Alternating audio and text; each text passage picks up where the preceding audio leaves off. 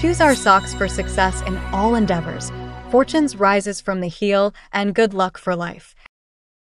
Good morning. Today is Friday, February 21st, 2025. Today in history, 87 years ago today, American astronomer George Ellery Hale passed away. Renowned for his solar studies, he planned the world's largest refractor telescope, discovered magnetic fields around sunspots, and organized the first global solar observation network. Hale is celebrated as the father of modern solar observation astronomy. Welcome to today's Ching Chow Morning News. Let's start with political updates.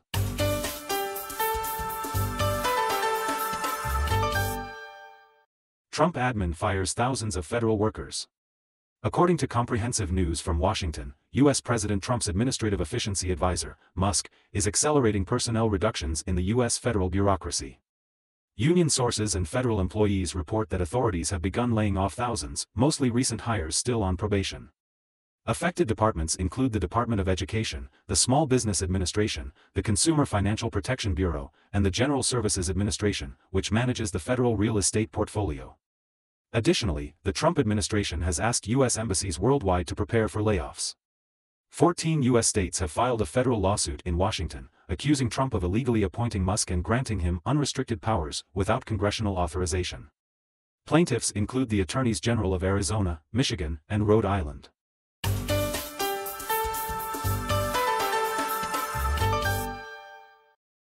Philippines plans to buy short-range missiles from India. Comprehensive News from Manila. The Philippines plans to purchase India's Akash short-range missile, with an order expected in the new fiscal year starting April. This contract, worth over $200 million, will be the second major defense deal between New Delhi and Manila. Details on the number of missiles, radars, and supporting systems involved are unclear. Akash, developed by India's Defense Research and Development Organization, is a surface-to-air missile with a range of 25 kilometers. It can target various air threats, including fighter jets, cruise missiles, air-to-surface missiles, and ballistic missiles.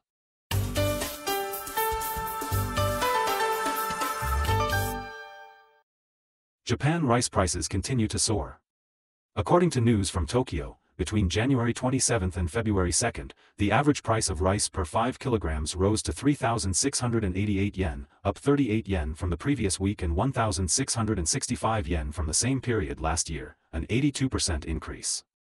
Since then, rice prices have continued to rise. Japan's Minister of Agriculture and Forestry, Taku Ito, announced that the government will release stocked rice to the market as early as mid-March and increase the release if needed to mitigate long-term price impacts. Canada's opposition Conservatives vow to build national pipeline. According to Bloomberg News, Kovalev, leader of Canada's opposition Conservative Party, recently promised at his first, Canada First, campaign event in Ottawa to build an east-to-west economy and develop oil and natural gas pipelines across the country to counter the threat of higher tariffs from the U.S. He also plans to revamp the natural resources industry to strengthen Canada's economy and address U.S. threats. Since Trump's return to the White House, he has targeted Canada, claiming the country failed to stop illegal immigration and drug trafficking at the U.S. border, threatening high tariffs on Canadian imports.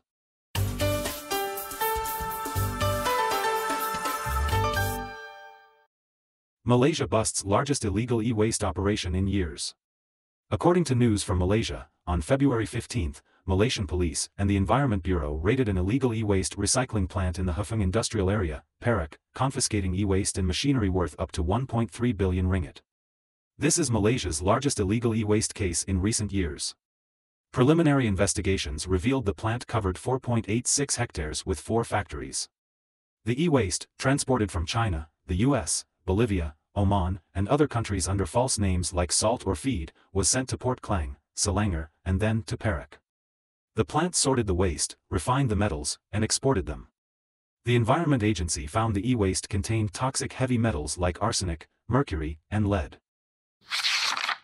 Stampede at New Delhi train station leaves 18 dead. According to Reuters, on February 15, a stampede at a railway station in New Delhi killed 18 people. Passengers on 2 platforms were waiting for a train to Prayagraj for the Hindu Kumbh Mela. Witnesses said a broadcast announced a platform change for a train, causing a rush of people. As passengers scrambled to board, panic set in when not everyone could get on, leading to the stampede. The 2025 Kumbh Mela, running from January 13 to February 25, is expected to attract over 400 million visitors. To accommodate the crowds, Indian Railways introduced more than 90 special trains.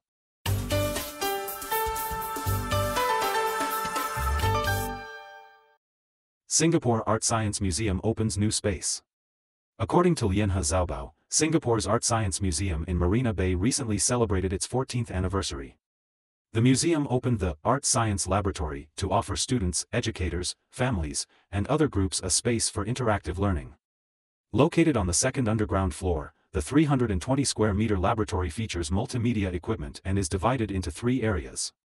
It can accommodate up to 90 visitors at a time for interdisciplinary activities.